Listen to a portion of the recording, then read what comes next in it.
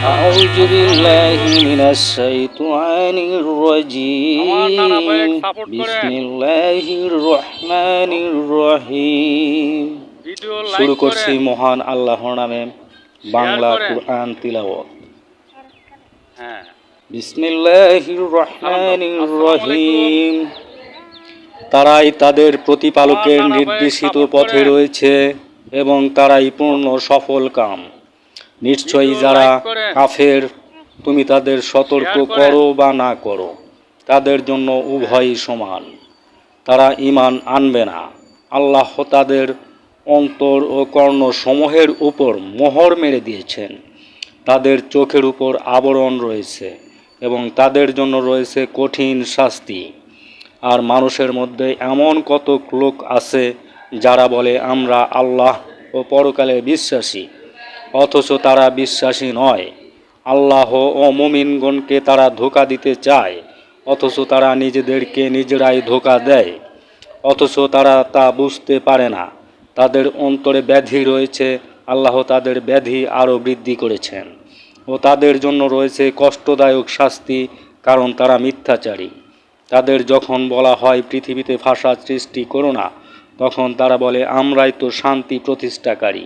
সাবধান, এরাই ফাসাদ সৃষ্টিকারী। কিন্তু তারা বুঝতে পারে না।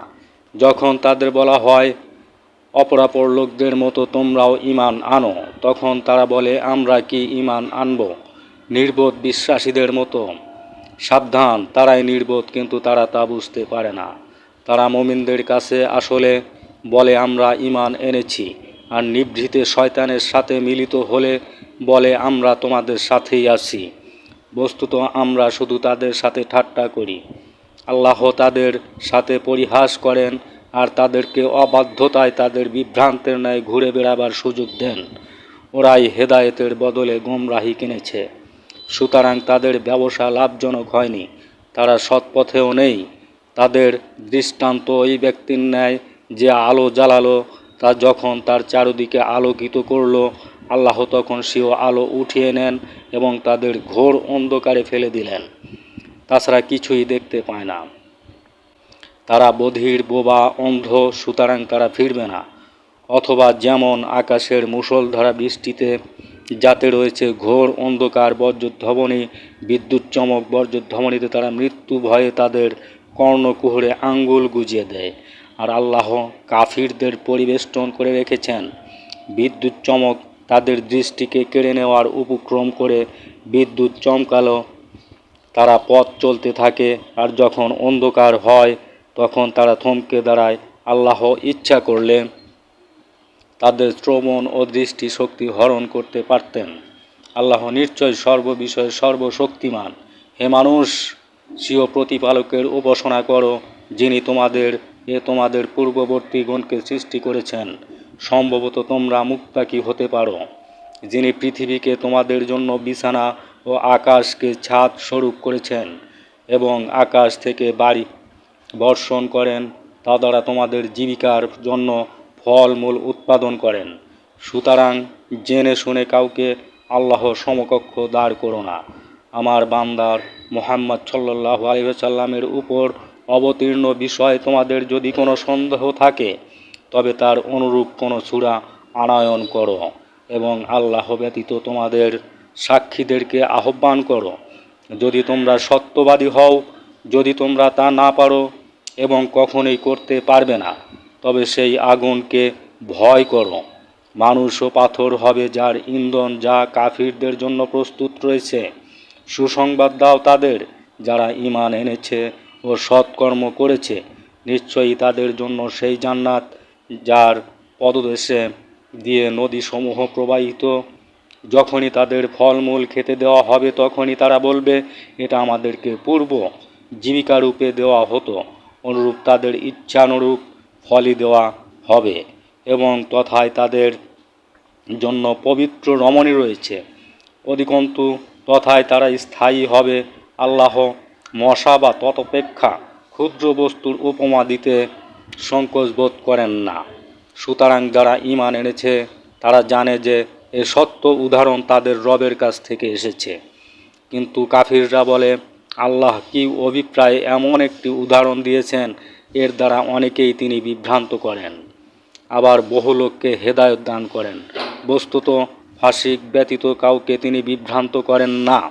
যারা আল্লাহর সাথে দৃঢ় প্রতিশ্রুতি করার পর তা ভঙ্গ করে এবং তা যে সম্পর্কে অক্ষুণ্ণ রাখতে আল্লাহ আদেশ করেছেন তা ছিন্ন করে আর দুনিয়ায় অশান্তি সৃষ্টি করে বেড়ায়, তারাই ক্ষতিগ্রস্ত। কিরূপে আল্লাহকে তোমরা অস্বীকার করো, অথচ তোমরা ছিলে মৃত।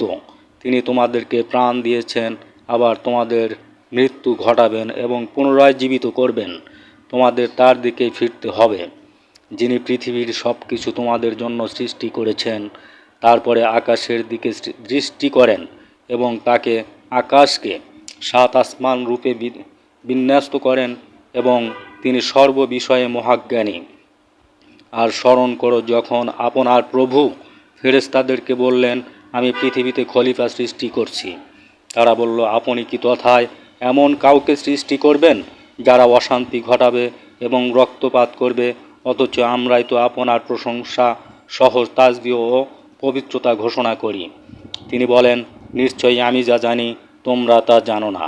এবং তিনি আদমকে যাবতীয় নাম শিক্ষা দিলেন, তারপর সে সকল ফেরেশতাদের সামনে পেশ করলেন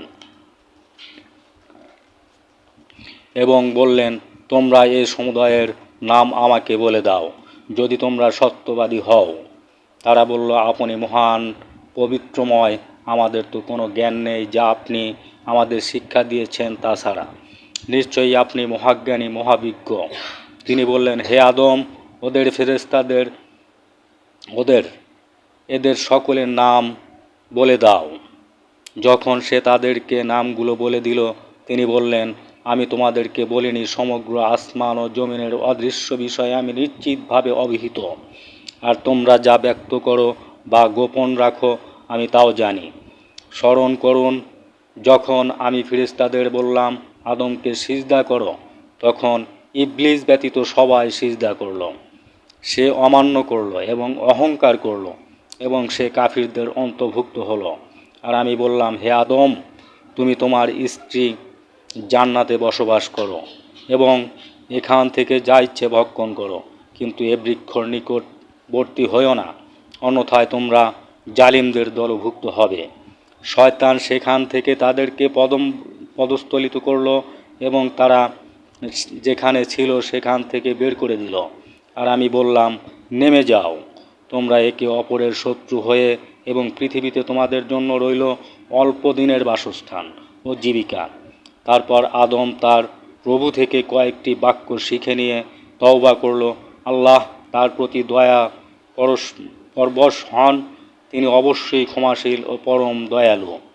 আমি বললাম, তোমরা সবাই এ স্থান থেকে নেমে যাও। যখন তোমরা পক্ষ থেকে তোমাদের নিকট সৎপথের নির্দেশ আসবে, তখন যারা আমার সৎপথের অনুসরণ করবে তাদেরকে কোনো ভয় দুঃখ থাকবে না। আর যারা কুফরি করে এবং নির্দেশ সমূহ মিথ্যা প্রতিপন্ন করে তারাই জাহান্নামী, সেখানে তারা অনন্তকাল থাকবে। হে বনী ইসরাইল, আমার সেই অনুগ্রহকে স্মরণ করো যা দ্বারা আমি তোমাদের প্রতি নিয়ামত দান করেছি এবং আমার সাথে কৃত অস্বীকার পূর্ণ করো। আমিও তোমাদের অস্বীকার পূর্ণ করব, আর আমাকেই ভয় করো। আর আমি যা নাজিল করেছি তার প্রতি ঈমান আনো, এটা তোমাদের নিকট যা আছে তার প্রত্যয়নকারী, আর তোমরাই এর প্রথম অস্বীকারী হইও না। আর আমার আয়াতে বিনিময়ে তোমরা তুচ্ছ মূল্য গ্রহণ করো না এবং আমাকেই ভয় করো। তোমরা সত্যকে মিথ্যার সাথে সংমিশ্রণ করো না এবং জেনে শুনে সত্য গোপন করো না। তোমরা নামাজ কায়েম করো ও জাকাত আদায় করো এবং রুকুকারীদের সাথে রুকু করো। তোমরা কি মানুষকে সৎ কাজের আদেশ করো আর নিজেদের ব্যাপারে তা ভুলে যাও? অথচ তোমরা কিতাব পড়ো, তবে কি তোমরা বুঝো না? তোমরা ধৈর্য ও নামাজের মাধ্যমে সাহায্য কামনা করো। নিশ্চয়ই তা কঠিন কাজ, তবে বিনয়ীদের জন্য কঠিন নয়। যারা বিশ্বাস করে তাদের রবের সাথে তাদের সাক্ষাৎ ঘটবে এবং তারই দিকে প্রত্যাবর্তন করবে। হে বনী ইসরাইল, তোমরা আমার সেই নিয়ামতকে স্মরণ করো যা আমি তোমাদেরকে দিয়েছি, আর যারা বিশ্বে তোমাদের শ্রেষ্ঠত্ব দিয়েছে, আর তোমরা সেই দিনকে ভয় করো যেদিন কেউ কারো কোনো কাজে আসবে না এবং কারো কোনো সুপারিশ গৃহীত হবে না, কারো থেকে কোনো ক্ষতিপূরণ গৃহীত হবে না এবং তারা কোনো প্রকার সাহায্য পাবে না। আর স্মরণ করো, আমি তোমাদের মুক্তি দিয়েছিলাম ফেরাউন সম্প্রদায়ের কবল থেকে, যারা তোমাদের পুত্রদেরকে হত্যা করে কন্যাদেরকে জীবিত রেখে তোমাদেরকে মর্মান্তিত যন্ত্রণা দিত। এতে তোমাদের রবের পক্ষ থেকে এক মহা পরীক্ষা ছিল। স্মরণ করুন যখন তোমাদের জন্য সমুদ্রকে বিভক্ত করে দিয়েছিলাম এবং তোমাদের মুক্তি দিয়েছিলাম, আর ফেরাউন বাহিনীকে নিমজ্জিত করেছিলাম, তোমরা তা দেখেছিলে।